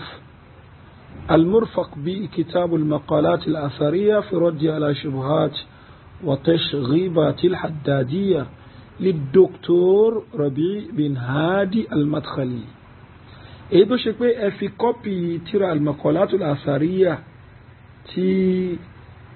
ó fi síbẹ̀ èyí tí Dr. Rabi' al-Madkhali tí wọ́n ní ufiduka wọ́n ní mò ń ṣe láǹfààní annahu sabaqa suduru adadi min al-fatawa nípa pé number of fatawa ó ti jáde fi raddi ala misli hadhihi al-mas'ala láti lè fi ṣe raddu fún mas'ala báyìí min al-lajnati ad-da'ima lil-fatwa láti ọ̀dọ̀ lajna ad-da'ima lil-fatwa tó ṣe pé مرفق نسخ منها وفي الكفاية tí àwọn copies ó wà pẹ̀lú ẹ̀ وفي الكفاية yíò náà dẹ̀ tó bẹ́ inṣáàlá fi رد مثل هذه التوجهات láti lè fi ṣe rọ́dù fúnrú àwọn ìròrí wọ̀nyí irú àwọn ìlànà báyìí وفق الله الجميع لما يحبه ويرضاه إنه سميع مجيب والسلام عليكم ورحمة الله وبركاته المفتي العام للمملكة العربية السعودية رئيس آية كبار العلماء والرئيس العام للبعوث العلمية والإفتاء إليه فتوى آية كبار العلماء تشكوين تجو لوري ولوتة تفسي لوري كاي so ẹlòmí lè wá wò wípé ṣé mufti nìkan ni rárá ẹni tó kọ question ó kọ question sí secretariat ayatollah kibarul ulama mufti dáhùn ẹ̀ ní wọ́n dẹ̀ ní àwọn òtún fẹ́ dáhùn aláàmú àwọn kan tó ń bẹ̀rẹ̀ al-maqalatul asariyya ni àwọn ti dáhùn ẹ̀ papọ̀ mọ́ àwọn nǹkan tí àwọn ti dáhùn tẹ́lẹ̀ ni tán fi ń fẹ́ sí kéèsì àwọn alábí muradu shukri and the likes nínú àwọn tí wọ́n ti kọrú nǹkan báyìí àbí tán sọrú nǹkan báyìí ẹlòmíì lè wá wò pé in tí ó ṣẹlẹ̀ yìí ni ipe mufti li ó sọ̀rọ̀ Sheikh Fawzan náà wọ́n béèrè àwọn ọ̀rọ̀ tó jọmọ́ báyìí nípa Sheikh Rabi lọ́wọ́ wọn ní nípa àwọn nǹkan tí wọ́n sọ ẹ jẹ́ ká gbọ́ ilé. فضيلة الشيخ وفقكم الله هذا سائل يقول الذي لا يكفر تارك العمل بالكلية مع استطاعته للأعمال هل يعد هذا من المرجئة؟ يعد إيش؟ الذي لا يكفر تارك العمل بالكلية مع استطاعته للأعمال هل يعد هذا من المرجئة؟ شر من المرجئة، هذا شر من المرجئة. هذا عندنا الإسلام بدون عمل، يصبح إسلاما بدون عمل، بدون صلاة، بدون صيام، بدون حج، بدون من يقول هذا؟ نعم. فضيلة الشيخ أجاتم بكتي الشيخ صالح الفوزان تموتون الصلاة. شيخ الله يغفر لك، كلام الشيخ أشكل علينا يا شيخ، ما أدري موافق لعقيدة أهل السنة يا شيخ ولا؟ أقول أحسن الله إليك، ما أدري موافق لعقيدة أهل السنة أو مخالف. نعم. أحسن الله إليك، يقول وقال أن الإيمان أصل والعمل كمال فرع. لا هذا باطل، خالف لمذهب أهل السنة، هذا مذهب المرجئة. أحسن الله عليك. في عبارتين أحسن الله عليك بس أختم بها. الشيخ الله يغفر لك يقول ونقلت عن ابن تيمية نقلت عنه 9 نصوص، وابن القيم وابن رجب وعدد من أئمة الدعوة النجدية كلهم يصرحون بأن الإيمان أصل والعمل فرع، هذا كذاب، وبعضهم يقول تارة فرع وتارة كمال. وآخر عبارة يا شيخ الله يجزاك جنات النعيم، قالوا زعموا كذبا على السلف بأنهم جعلوا جنس العمل ركنا في تعريف الإيمان. هذا كذاب منهم. هذا الشيخ واحد أحسن الله إليك اسمه ربيع المدخلي. لا هذا كذب. وشيخ لا عبارة أخيرة يا شيخ، يقول إنه جاهد وناضل أكثر من كثير من هيئة كبار العلماء. بس خلاص كبينا. أحسن الله إليك، السلام عليكم. أرى الشيخ صالح الفوزان حفظه الله تعالى لا تبوني قرى تاركوا العمل لبيبي وبيرك تالي توصو ẹni ẹni Sheikh Rabi ni àwọn mìíràn ń bẹ báyìí náà nínú ọ̀rọ̀ àwọn àfáà mi náà tó jáwọn bíi Ayatul Kibarul Ulama nípa ọ̀rọ̀ Sheikh Rabi táwọn mi béèrè lọ́wọ́ nípa eléyìí. ṣé a lè wá kọ̀ǹkúrúdù bí eléyìí ń sìn pé wọ́n bá dá Sheikh Rabi? tẹ́ bá sọ pé kí a kọ̀ǹkúrúdù kí wọ́n bá dá Sheikh Rabi ń bẹ́ ni wáyé tá ń kọ̀ǹkúrúdù kí wọ́n bá dá Sheikh Ali Hasan al-Halabi pẹ̀lú nǹkan tán ṣe. tẹ́ bá náà ṣe rọ́dù fún Sheikh Rabi lórí maqalatu asariya àwọn àti nǹkan mìíràn àti ọ̀rọ̀ míì tí wọ́n sọ ó ṣe rọ́dù fún Ali Hasan al-Halabi òun náà ni nítorí bá jẹ́ ìsìnbílẹ̀ yìí náà ni ìsìnbílẹ̀ yìí dẹ́n ká ṣe ìfìtìrọ́dù yìí kí wọ́n ti ẹ̀ bà dá ààrẹ ni kaná bà dá Halabi ni ṣé gbogbo àwọn àfáà súnnà yòókù náà ni wọ́n tẹ̀lé wọn tó bà dá Halabi àbáwọn míì wọn àgbà Sheikh Abdul Muhsin Abbad wọn àgbà mọ́kífù lájínà yìí bákan náà Sheikh Saleh Ali Sheikh wọn àgbà mọ́kífù lájínà yìí, that is lórí ká sọ pé wọ́n ṣe tẹ̀bdí Ali Hasan ní tàbá mú kan ṣe tẹ̀bdí ẹ̀yìn sọ àwọn yẹn ò rí bẹ́ẹ̀ wọn rẹ̀ ní mubtadi. bákan náà Sheikh Wasiullah Abbas, bákan náà Sheikh Muhammad Ali Adam al-Ethiopi rahimahullah wọn gba Sheikh Saad Shafiri àwọn náà rí bẹ́ẹ̀ ni àti bẹ́ẹ̀ bẹ́ẹ̀ lọ́nà àwọn àfá àti wọn àbádá ẹni tó ń jẹ́ àwọn àfá tán ní orúkọ tán ní ẹsẹ̀ ní Saudi kó láṣẹ fi irú nǹkan báyìí dá àwùjọ títí wọn rú ni. tí Sheikh Rabi ò bá lè bá dá Sheikh Abdul Muhsin,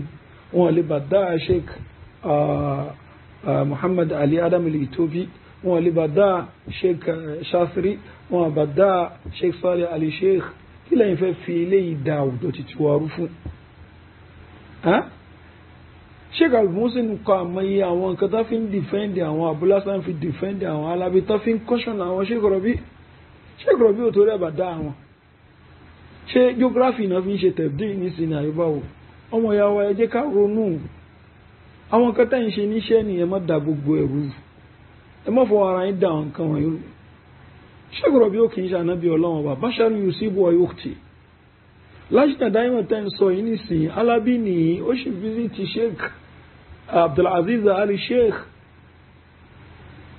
Sheikh Abdulaziz Ali Sheikh wọ́n béèrè lọ́wọ́ wọn ṣáàlè listen ṣáàlè máa katira wọn Alabi ni kí ni nǹkan tí bàbá yìí sọ ìdánsọ náà ni pé kò sẹ́yìn tí ó ń ṣe mistake ni eléyìí ń bẹ lórí íńtánẹ́ẹ̀tì ní ẹjẹ́ agbìyànjú àti gbọ́ Sheikh Rabi tó ṣe pé àwọn náà wá ń lé tán kóòtù Lajna Daima ń sìn yìí pé wọ́n bá dá Alabi wọn ṣe kíní kan wọ́n hazara kó ṣe bí Sheikh Rabi gangan náà ń dìfẹ́ǹdì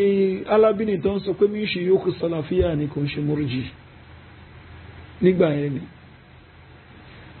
ṣe bí Sheikh Ubaidu Jabiri àwọn náà ní nǹkan tán sọ ni ẹ jẹ́ ká gbọ́ nǹkan tí Sheikh Ubaidu Jabiri tí wọ́n sọ lórí tírà Ali Hasan Al-Halabi èyí tí a mọ̀ sí at-Ta'rif wa Tanbiha at-Ta'rif wa Tanbiha tírà eléyìí náà ti jáde before kí fatwa Lajna tó jáde nínú bẹ̀yẹn dẹ̀ ní Alabi kò ṣe asru kúfùrù síbi ọ̀rọ̀ istihlalul qalbi àti kúfùrù takribu ní àbí àti juhud ó sọ̀rọ̀ nípa àwọn anwa'ul kúfùrù ní ìtó clear tírà ìdẹ́ ní ó kọ ní 1421 before kí fatwa Lajna tó jáde òun ló kọ eléyìí ṣùgbọ́n Lajna Daima in tí àwọn rí òun náà ni at-tahdhiru min fitnati takfir àti kíni sayhatu nadhir tírà méjì tí ẹni tó béèrè lọ́wọ́ ó dẹ̀ ni wọ́n comment lé lórí wọ́n rí at-Ta'rif wa Tanbiha gẹ́gẹ́ bí Alabi gẹ́gẹ́ fún ẹ ṣe sọ níbi muqaddima tọ́bọ̀ àmì títí at-Ta'rif wa Tanbiha ipò ń béèrè lọ́wọ́ mufti ni nípa pé ṣe rí at-Ta'rif wa Tanbiha àní mufti láwọn ò rí ìgbà tí fatwa yẹn tún jáde gan èmi náà sáré fèsì kan ṣe eré sí ọláwọn òrì gbogbo eléyìí ń bẹ nínú muqaddima yàtọ̀bọ̀ àsáni ọ̀sálísà àti ti at-Ta'rif wa Tanbiha Sheikh Ubaidu Jabiri wọ́n yin tíra yìí so bẹ́ẹ̀ lẹ́ni tẹ́ ń sọ yìí ni ó sọ̀rọ̀ nípa àwọn anwa'ul kufri tí ó ṣe hasr rẹ̀ síbi al-juhud àti at-takzib àti al-istihlal bó ti ẹ̀jẹ́ pé ó ń fi rinlẹ̀ pé nínú sayhatu nadhir àti at-tahdhir min fitnati takfir náà òun sì mention anwa'ul kufr ni níbẹ̀ kó ṣe pé ó ṣe àṣọ òun kàn concentrate lórí ọ̀rọ̀ at-takzib àti juhud ni bọ̀kátì ẹ̀ ṣe tanazzulan ike òkè ó gbé gbági níbi at-tahdhir min fitnati takfir àti sayhatu nadhir ipò gbé gbági ń bẹ̀ at-Ta'rif wa Tanbiha àti Lajna comment lé lórí ńkọ́ tó ṣe pé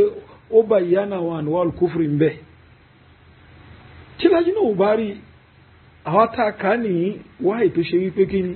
a ṣe wo eléyìí káti ẹ̀fí sọ pé ní yí tààrọjá àkúrú ń bẹ ká ló fi tààrọjá àkúrú ń bẹ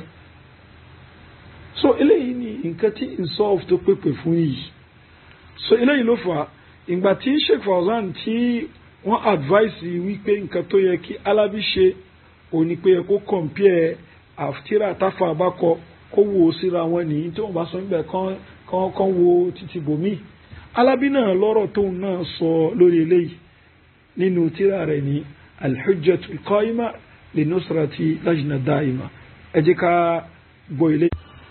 that is ká kà síra wa létí ni Sheikh Ali Halabi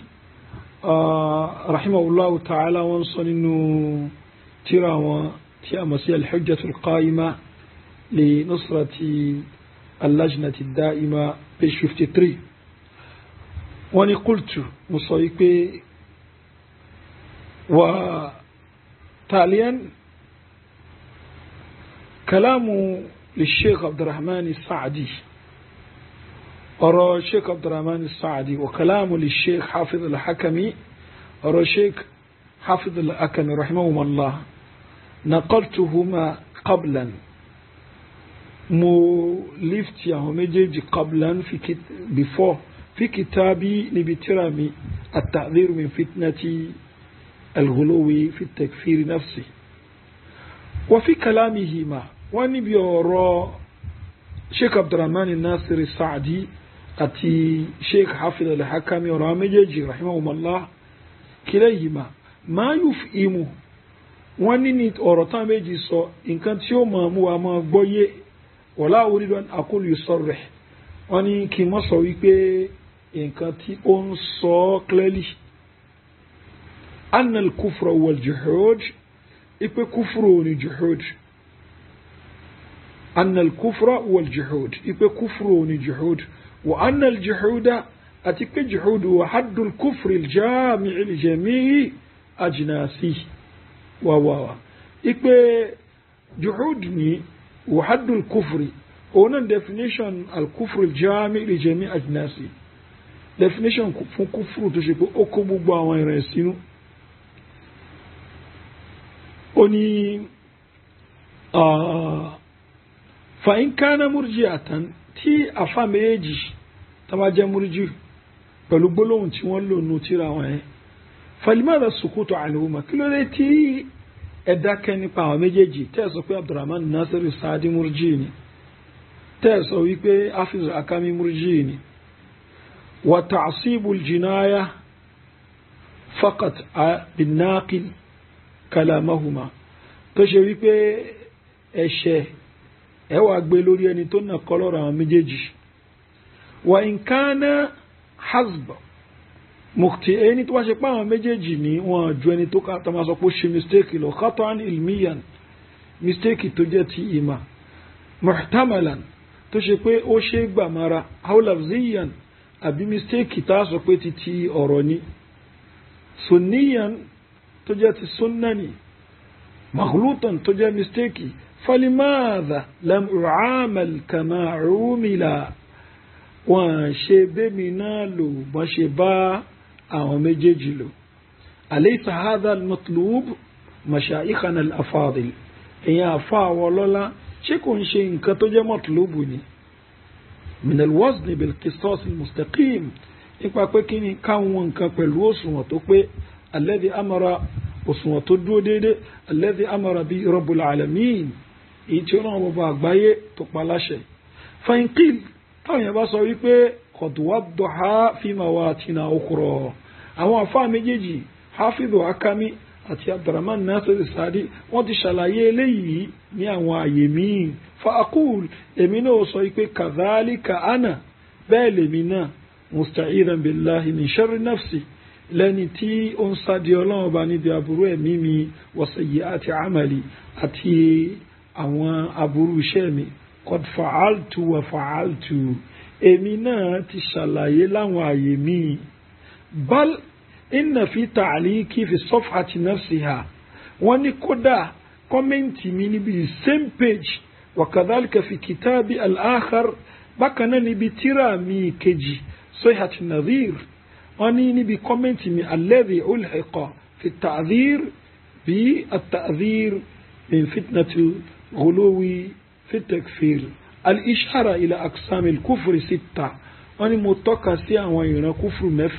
mẹ́fẹ̀ẹ̀fà ni al-muqarrara inda ahli sunnah tó ṣe yí pé olùlọ́dọ̀ àwọn onísunna wakadha fi kitabi at-ta'rif wa tanbiya bákan náà nínú tírà mi at-ta'rif wa tanbiya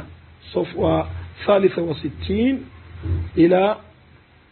min safwa 63 ila safwa 69 so wani Rabiul Awwal 1421 سنة 1421 وهو مطبوع قبل فتوى اللجنة الدائمة التعريف والتنبيه ترى متتني before فتوى اللجنة الدائمة وبعدها بكنا لي فتوى اللجنة الدائمة في كتاب التفسير بقواعد التكفير متكترة مكوني التفسير بقواعد التكفير نصف 63 تتدي صفوة 70 المطبوع سنة 1423 وغيره من كتبي ومؤلفاتي ولله الحمد التوامين إنه هو ترامي فأين الحصر المزعوم حصر تنصينادا أفليس المطلوب الحكم بالعدل على العموم شكون جنكتي تافه تجنك تدا كاشي أونيكي أشي داجو بلودي على العموم لوري بوبوين tàti sálábí try láti sọ wípé ókè ẹni kí èmi kí n lọ wo ọ̀rọ̀ àwọn àfáà mi tán sọ́nbò mi kí n fi tú yìí tí ó clear tó ṣe pọ̀rọ̀ wọn ni mo nà kọ́là mọ́ ṣe gbé ní mo gbé síbẹ̀ ni ẹni kí n lọ ṣe kí ni kí n fi ọ̀rọ̀ wọn míì tí ó clear gẹ́gẹ́ bá ṣe níbi ọ̀rọ̀ Sheikh Fawzan lára advice tí wọ́n fún Alábí òun ni pé ọ̀rọ̀ wọn àwọn àfáà míì tó ṣe pé kò clear ni yìí tó clear kan mú yìí tó clear wà ń bò míì Alábí náà wọ́n sọ ọ́ sí pé ókè káni kò clear níbi sọ́yàtù nàdír kò clear níbi àtàdír min fitnati takfir tó mo jẹ́ pé kí ni mo ṣàlàyé àwọn àníwá òkúfùrù yẹn náà síbẹ̀ o ṣèbí mo láwọn tíra míì tó clear ń bẹ̀ dáadáa bí àtàrífù àtẹ́ńbíà bí àtafsir bí qawaid takfir tó clear ń bẹ̀ àtàwọn tíra míì wáyé tí àwọn èèyàn ò rí fẹ́ sí yẹn náà bí tí Alábí sọ yẹn ni ó lè má jẹ́ nǹkan tí ó wà àyẹ̀ni mulzim fún Sheikh Fawzan torí pé wọ́n kọ́mẹ́ǹtì lórí nǹkan tí àwọn rí bẹ́ẹ̀ ni tí Sheikh Fawzan náà sọ yí pé kọ́ lọ́wọ́ tíra míì ní dandankọ́ ní káka gbogbo tíra gbogbo àwọn àfáàtàn èyí tá a rí òun náà là á tọ́ka sí ni sọ àbí tó wáyé pókè Alábí mọ̀ pókè wọ́n lọ́rọ̀ tó wà clearer níbomi tóun náà bá lò so eléyìí ojú tó yẹ ká fi wo nǹkan ní kò ṣe pókè ká wo oníwo pé ẹni yìí ó ń ṣe hasr fil kufri hasr kufri fil juhud wa takzib akàwọn ń tẹnu mọ́ bí gbàtà nǹkan parọ́ ti nǹkan ẹni yìí ní tíra àtàrífù àtẹ́ńbíà tí Sheikh Ubairu Jabiri gan yìí táláwọn ká wọ́n ní sọ́yàtù nàdír àti àtàdír min fitnati takfir àwọn òkà méjèèjì yẹn ṣùgbọ́n àtàrífù àtẹ́ńbíà àwọn ká ó dẹ̀ jẹ́ kitabun jayyid so eléyìí ó ń bẹ níbi nàṣíhà tí Sheikh Ubairu Jabiri tí wọ́n fún àwọn ọmọ Algeria nígbà yẹn táwọn náà fi sọ̀rọ̀ ń pa ọ̀rọ̀ tó ṣẹlẹ̀ láàrin Lajna àti Alábí ni so àwọn nǹkan tó yẹ ká mọ̀ lélẹ̀ Sheikh Rabi ni àwọn náà dìfẹ́ndì Alábí kò ń ṣe múrjí ni káwọn àti sọ wípé lára àwọn nǹkan tí Salim Muhammad Dawsari tó ń mú Alábí fún tabaka ọ̀rọ̀ Amalu Jawari ni ó padà rẹ́ẹ̀zì ẹ̀ níbẹ̀ ni so Alábí nìkan ẹ̀kọ́ ni tó mú position yẹn àfáà rẹ̀ Sheikh Albani náà mú position yẹn so bó la ṣe fẹ́ restricted sórí Alábí nìkan issue tó ṣe pé ókè ó yẹ kí ẹni tó bá ṣe kí kó yí agbọ́yé. Inshallah a tún mọ̀ sọ̀rọ̀ nípa eléyìí torí pé nǹkan tí ó gùn púpọ̀ ní àbí ẹ̀ ni mo busy mi rí bẹ́ẹ̀ ní àsìkò láti lè discuss àwọn ọ̀fẹ́ ṣùgbọ́n àwọn ọmọ ìyá wa fẹ́ ká discuss yẹ so ní gbangba àta so òun ni mo fi ń sọ eléyìí wallahi mi ní intention àti sọ̀gbọ̀rọ̀ àwọn kan báyìí ó mo fi ń pè ní tí mò ń pè lẹ́yìn inú yìí ni so ń gbà pé kí ní yìí ẹ má ti àwọ àwọn kan báyìí wá àwùjọ wa ni kò wúlò fún wa wallahi kò wúlò fún wa kọlọmọ kí ó wà fọkàn inshallah máa tún mọ tẹ̀síwájú lórí eléyìí kọlọmọ kí ó ṣe àlámọ̀rí ẹni kọ̀ọ̀kan wa dáadáa wa sallallahu ala nabiyyina Muhammadin wa alihi wa sahbihi ajma'in subhanaka allahumma wa bihamdika ashhadu an la ilaha illa anta astaghfiruka wa atubu ilaik. So if they believe in the same as you believe in, then they have been rightly guided. But if they turn away, they are only in dissension, and Allah will be sufficient for you against them. And He is the hearing, the knowing.